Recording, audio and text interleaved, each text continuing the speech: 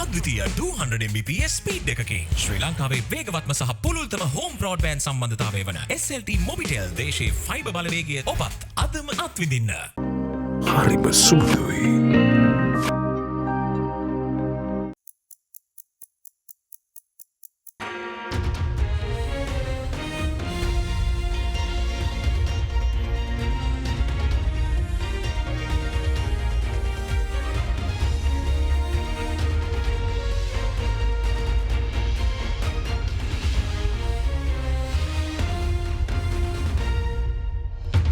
Tonight on First at 9, this Monday, the 17th of July 2023. Medicinal Causeway. 7-member expert committee appointed to investigate reasons behind the recent deaths at hospitals over apparent substandard medicines. High posts. New Postal Act will be introduced to streamline operations of the Postal Department, says State Minister of Mass Media.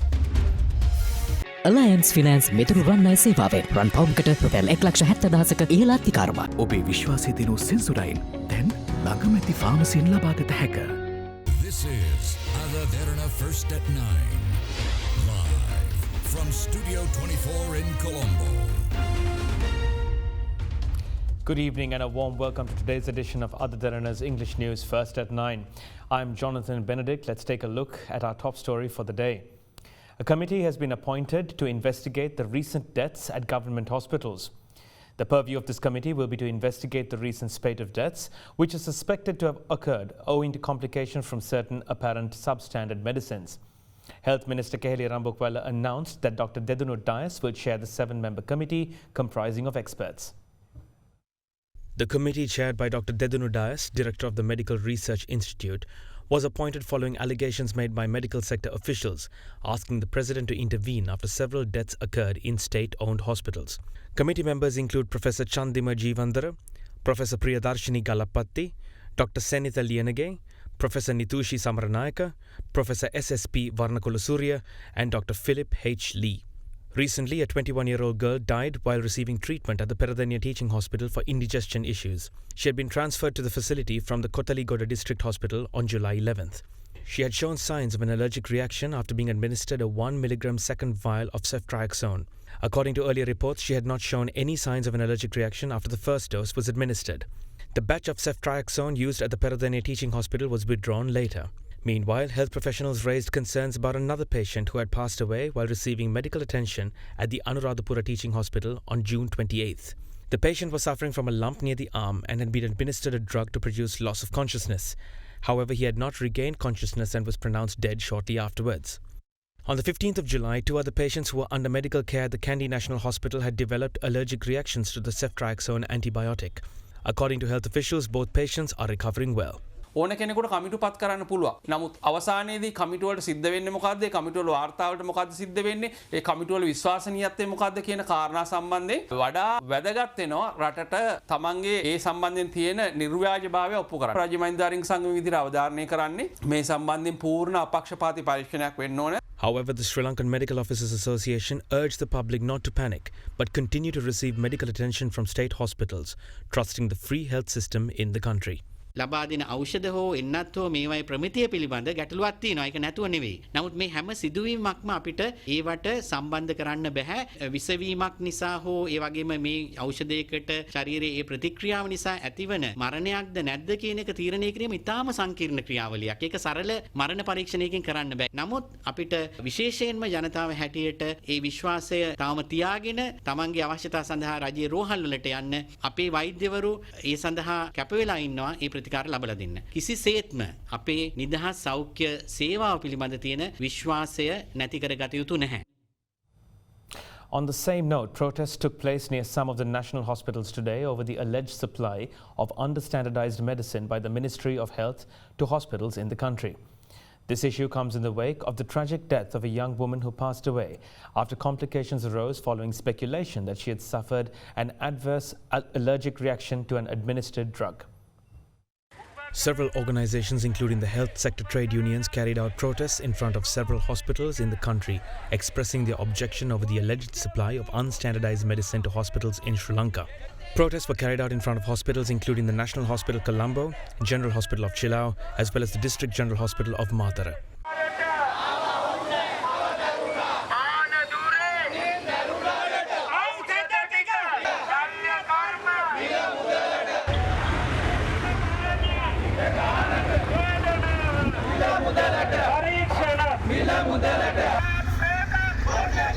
As the series of demonstrations intensified, special security measures were put in place in front of the Ministry of Health.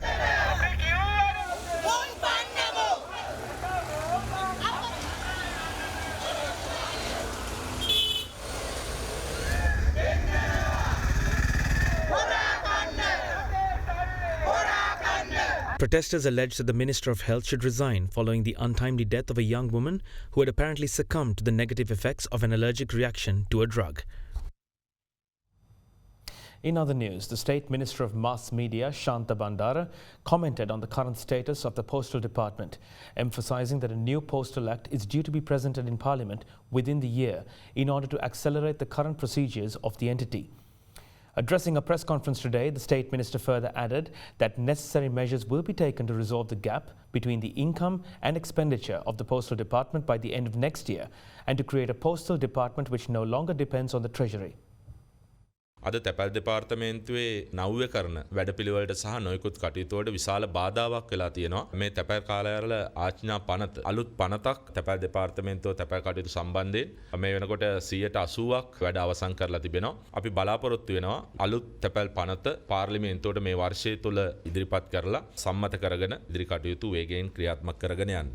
අද පාඩු ලබන ආයතන වලින් එකක් තමයි තැපැල් දෙපාර්තමේන්තුව. පසුගිය වර්ෂයේ 31 වෙනිදා වෙනකොට ආදායම මිලියන 7000යි වියදම මිලියන 14000යි. බිලියන 7ක පාඩුවක් තිබුණා. ඒ පාඩුව පියවා ගැනීම සඳහා අවශ්‍ය වැඩපිළිවෙල ක්‍රියාත්මක කරන්න කියලා අපිට උපදෙස් ලබා දුන්නා. ඒ අනුව පාඩුව මිලියන 4000 දක්වා අඩු කරන්න මේ වර්ෂය අවසාන වෙනකොට තැපැල් දෙපාර්තමේන්තුවේ ආදායම වියදම අතර තියෙන පරතරය මිලියන 7000 ඉඳලා මිලියන 4000 දක්වා අඩු කරන්නත් 2024 අවුරුද්දේ දෙසැම්බර් 31 වෙනකොට ලාභය සහ අලාභය සමපාත කරන්න අපි බලාපොරොත්තු වෙන්නේ. ලබන වර්ෂයේ දෙසැම්බර් 31කින් පස්සේ අපි බලාපොරොත්තු වෙන්නේ නැහැ භාණ්ඩාගාරයෙන් මුදල් මත යැපෙන්න. බලාපොරොත්තු වෙනවා 2025 දෙසැම්බර් 31 වෙනකොට පාඩු ලබන දෙපාර්තමේන්තුවක් හැටියට තිබුණ තැපැල් දෙපාර්තමේන්තුව ලාභ ලබන ආයතනයක් බවට පත් කරලා භාණ්ඩාගාරයටත් නැවත උදව් කරන්න පුළුවන් දෙපාර්තමේන්තුවක් බවට පත් කිරීම අපි Leader of the Jatika Jana Balavega, Anura Kumara Dissanayake, says his party will not be a part of the select committee which was appointed to investigate the reasons which led to the economic crisis.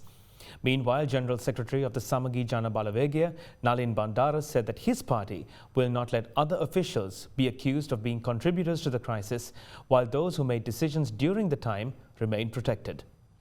පාර්ලිමේන්තුවේ විශේෂ තීරීම් කාර්යසභාව පත් කරා මේ රට බංකොලොත් වීමට හේතු සාධක හොයන.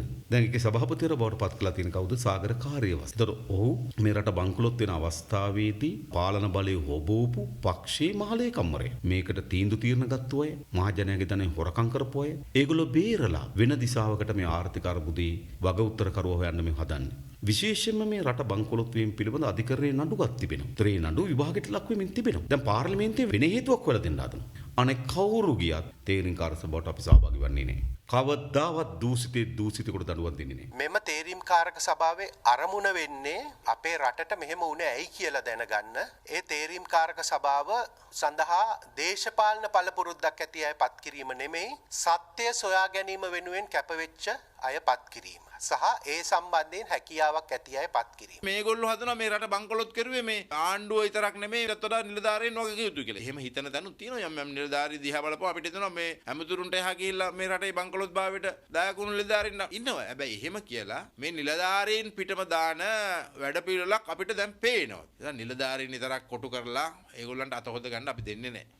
දැන් අපි බෙදි ඉඳලා වැඩක් තියෙනවද? UMP ශ්‍රී ලංකා පොහොට්ටුව අරක මේක කියලා බෙදිලා කොහෙද යන්නේ අපි? දැන් අපි දේශපාලනය කරන්න ඕ තමුන්නාන්සලා ඡන්දෙ දෙන්නේ මේ රටට අනාගතයක් ඇති කරන්නනේ. මේ අනාගතේ වෙන දේ තේරෙන්නේ නැති මිනිස්සු එක්ක මොන දේශපාලනයක්ද? මේ රටේ තියෙන ප්‍රශ්න වලට විසඳුම් තියන්නේ රනිල් වික්‍රමසිංහ මැතිතුමාගේ අතේ විතර. ඉස්සෙල්ලාම ගෑස් ප්‍රශ්නෙට අවශ්‍ය විදිහට විසඳුම් හොයලා ඒ ගෑස් පෝලින් ටික නතර කරගත්තා. ඉන්ධන ටික අවශ්‍ය විදිහට ගෙනල්ලා ඉන්ධන පෝලින් ටික නැවැත්තුවා.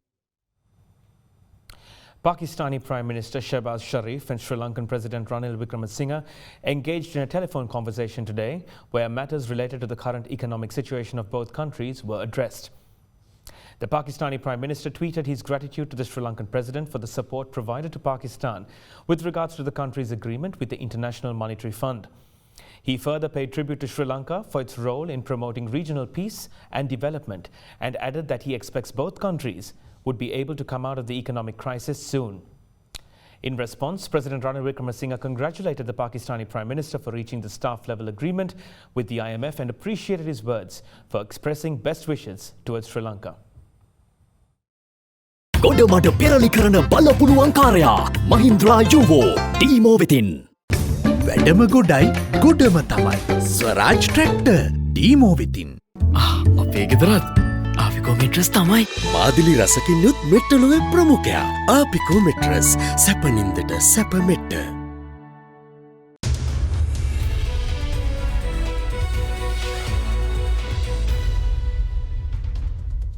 Welcome back. The Inland Revenue Department confirms that the total tax revenue collected during the first half of this year was recorded at 696,946 million rupees. The department said that in comparison, the total revenue collected during the first half of the last year amounted to 361,832 million rupees in comparison to this year. Issuing a statement, the IRD said that the collected tax revenue of the first half of the year shows a positive growth of 93% compared to last year. It was also stated that factors such as decisive changes of the tax policy, the gradual recovery of the economic situation of the country, and the efficiency of the efforts of the Inland Revenue Department key contributing reasons for this positive growth. Meanwhile, taking the positive change in collected revenue into account, Commissioner General of the Inland Revenue Department Ranjith Hapuarachi expressed his gratitude towards the cooperation of taxpayers in uplifting the economic strength of the country. Sri Lankan shares gained to close at a 16-month high today, pushed up by the banking and financial sectors. The Colombo Stock Exchange All-Share Index gaining for an 11th straight session closed up 12.6%, at 10,727.99 points, the highest since March 14, 2022. The Commercial Bank of Ceylon and LOLC Holdings PLC were the top gainers on the Colombo Stock Exchange All-Share Index, rising 5.4% and 3.8% respectively. Trading volume on the CSE All-Share Index fell to 135 million shares from 144 million shares in the previous session. According to exchange data, equity markets turnover rose to 3.1 billion Sri Lankan rupees from 2.7 billion rupees on Friday's session.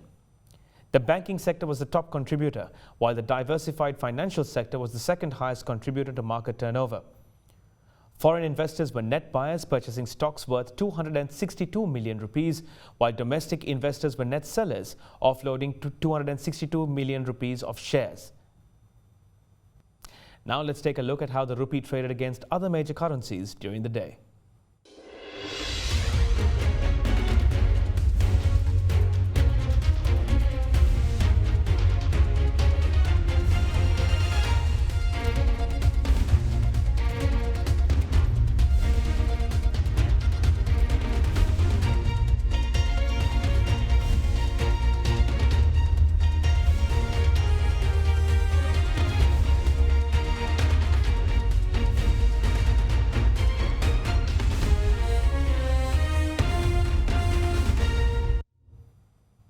China's economic growth has slowed down in the second quarter of 2023 to 0.8% quarter-on-quarter due to the drop in demand in both local and foreign markets as the country struggles to recover from the COVID-19 pandemic. Foreign media reported that Chinese authorities must now take drastic measures to keep the economic recovery of the country on track whilst keeping unemployment levels low, as aggressive economic policy measures can possibly fuel debt risks and structural distortions. According to the data issued by the Chinese National Bureau of Statistics, gross domestic product grew just 0.8% in the June quarter from the previous quarter. On a year-on-year basis, GDP grew 6.3% in the second quarter, but the rate was below the forecast growth of 7.3%. The country had a strong start of the year, recovering from the economic downturn occurred due to COVID-19 measures. However, analysts said that recent data have pointed to a sharp loss of economic momentum due to a weak demand at home and abroad and a protracted slump in the country's property market, traditionally a significant growth driver. With uncertainty running high, cautious households and private businesses are building up their savings and paying off their debts rather than making new purchases or investments. Youth unemployment has hit record highs. Further, data which was released alongside the GDP numbers showed China's retail sales grew 3.1%, slowing sharply from a 12.7% jump in May.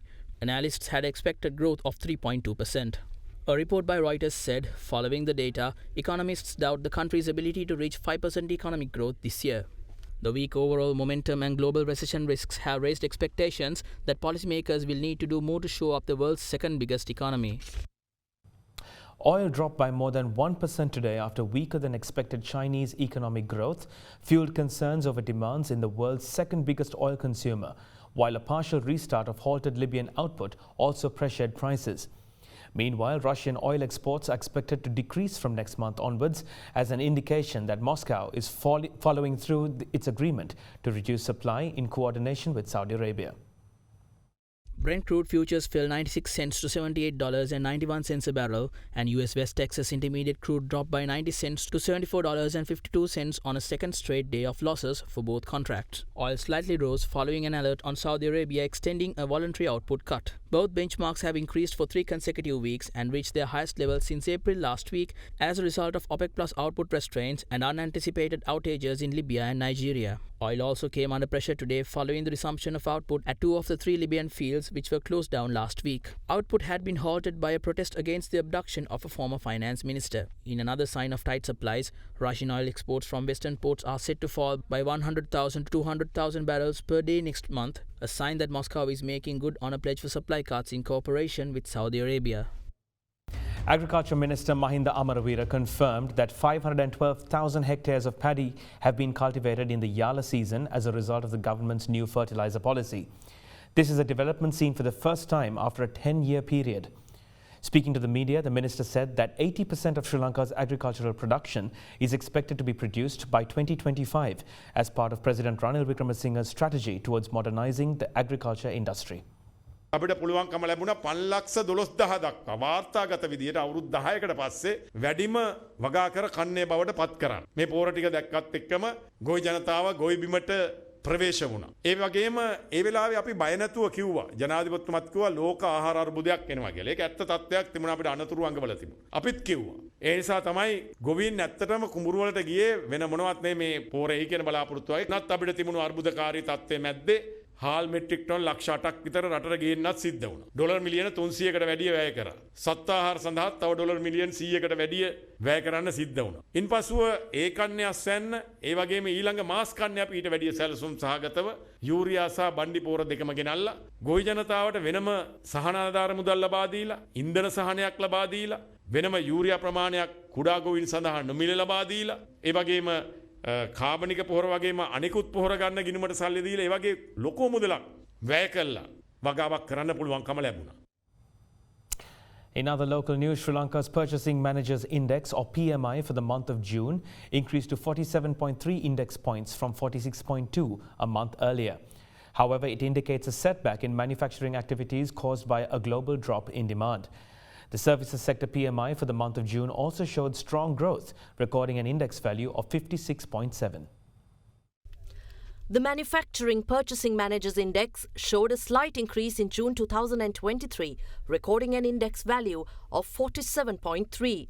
However, Central Bank said it indicates a setback in the manufacturing sector due to the global demand drop seen mainly in textile and apparel sectors. The month-on-month expansion was driven by the increase in new orders and production observed in the manufacture of food and beverages sector, with the reduction of prices by some manufacturers to increase the market demand.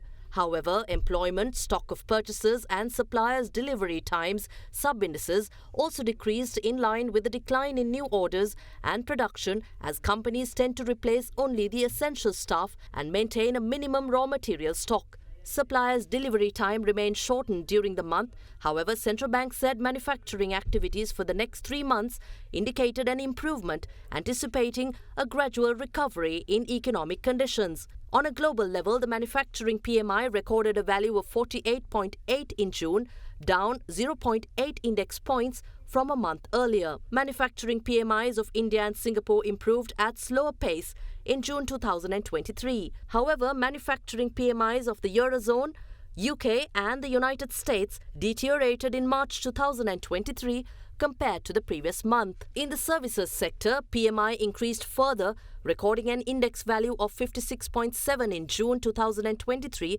driven by new businesses, business activities and expectations for activity.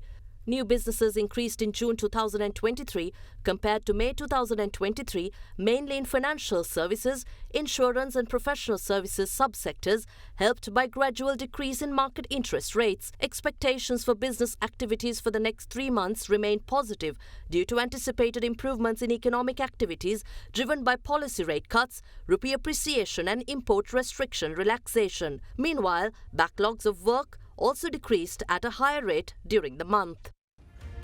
And that's all the news I have for you today.